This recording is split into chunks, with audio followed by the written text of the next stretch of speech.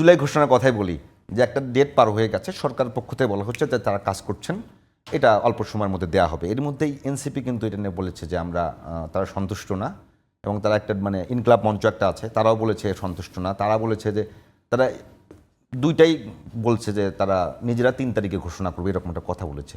এটা কি তো চলে গেছে তো মনে হয় আগামী মাসে? আগামী মাসে 3 তারিখ বলছে, এবং আজকে মাত্র জুলাই 7 তারিখ। তো আমাদের কাছে হাতে কিন্তু যদি মোটামুটি 1 মাস সময় আছে এখনো। না, আমাদের কাছে অনেক সময় আছে। ইনকলাব মঞ্চ তো ছোট একটা মঞ্চ, বাট এনসিপি তো একটা বড় মানে বড় ধরনের সংগঠন হওয়ার সম্ভাবনা আছে, এখনো হয়নি হয়তো, বাট এবং তাদের আন্দোলনে তাদের অনেক অংশগ্রহণ আছে, সুতরাং স্টেক তাদের বেশি। এনসিপি ইচ্ছা করলে জুলাই ঘোষণা একটা তারা দিতে পারে তাদের নিজেদের মতো করে, কিন্তু তারা সেই ঘোষণাটা এনসিপির ঘোষণা হয়ে যাবে, সেটা তাদেরকে খেয়াল রাখতে হবে। আমরা যদি জুলাই ঘোষণাটা গুরুত্বপূর্ণ এই কারণে, যেটা আজাদ বললেন যে একটা দালিলিক প্রমাণ, আরেকটা হলো ঐতিহাসিক মূল্য আছে এটার, যে নাহলে তো জুলাই একসময় হয়তো হারিয়ে যাবে মানুষের মন থেকে। তো আপনার যদি দলিল থাকে তখন আপনি এটা রেফার করতে পারবেন। সে কারণে এটা যে সমস্ত রাজনৈতিক দলগুলো ক্রিয়াশীল, যারা ওই যে ঐকমত্য কমিশনের আলোচনায় অংশগ্রহণ করছে, জুলাই ঘোষণাটা তাদেরকে সাথে নিয়ে যদি করতে পারি আমরা, তাহলে ওই ঘোষণাটা খুবই মূল্যবান একটা ঘোষণা হবে, সেই জিনিসটা খেয়াল রাখতে হবে। সেই কারণে ধরেন এই ঘোষণার বিষয়টা হলো খুব গুরুত্বপূর্ণ, এবং ঘোষণা তো ছোট 1-2 পৃষ্ঠা বা 3 পৃষ্ঠার হতে পারে। সেই কারণে ঘোষণার প্রত্যেকটা শব্দ কিন্তু খুব গুরুত্বপূর্ণ, প্রত্যেকটা লাইন খুব গুরুত্বপূর্ণ, যে আপনি কী বললেন, কী বললেন না, কী বলা যাবে, কী বলা যাবে না। সো এটা নিয়ে একটা ব্যাপক আলোচনা হতে হবে।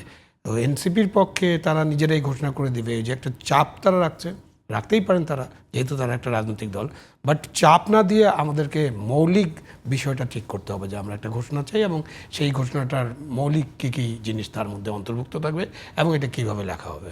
সেই জন্য ঘোষণার ব্যাপারে আমার মনে হয় যে ওই শব্দ নিয়েও আলাপ আলোচনা করা উচিত।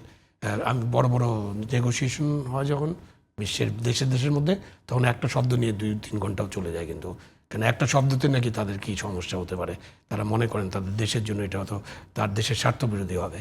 তো সেই অর্থে আমি জুলাই ঘোষণাটাকে ওইভাবে অত মূল্যবান একটা ডকুমেন্ট মনে করি। এরপরে আসলে আপনি জুলাই সনদ তো আমাদের জন্য একটু ইজিয়ার হয়ে গেছে, কারণ আমরা অনেক দিন ধরে আলোচনা করছি, এবং 90টার বেশি ব্যাপারে আমরা একমত হয়েছি, কিছু মৌলিক বিষয়ে আমরা একমত হয়েছি। তো এই সনদে আমরা যেসব বিষয়ে একমত হব, সেটা একটা সনদ করার বিষয়টা কেন আসছে এই জন্য যে আমরা আগের যে ঘোষণা বা আগের যে অঙ্গীকার, সেই অঙ্গীকারটা বাস্তবায়ন করে নিই। আমরা 90-এর যে 3 জোটের রূপরেখা, সেটা থেকে সরে আসছি।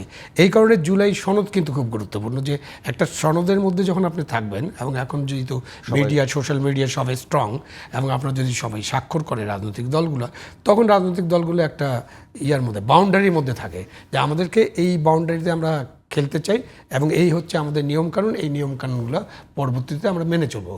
বাট ফাইনালি যদি আপনি মনে করেন যে, যদি ধরেন যে আমি যদি ওই যে ডেভিলস অ্যাডভোকেট হই, তাহলে ভাববো যে ওই ভাই কী সাইন করলাম না, আগে ক্ষমতায় আইসা লই তারপরে দেখবো, সেরকম সম্ভাবনা যে একেবারে উড়িয়ে দেবো এরকম না। বাট আমি আশা করি যে এই যে ঐকমত্য কমিশনের আলোচনা, সংস্কার, এইসব নিয়ে যত আলোচনা চলছে, এটা কিন্তু বাংলাদেশের রাজনৈতিক সংস্কৃতিতে একটা নতুন আঙ্গিক সৃষ্টি করেছে। এর আগে কিন্তু এতভাবে আলোচনাটা হয়নি। এখন আলোচনার পদ্ধতি নিয়ে সমালোচনা হতে পারে, আলোচনা কে করছেন তাকে নিয়ে সমালোচনা হতে পারে, সংস্কার কমিশনের চেয়ারম্যান কারা আছেন তাদের নিয়ে সমালোচনা হতে পারে।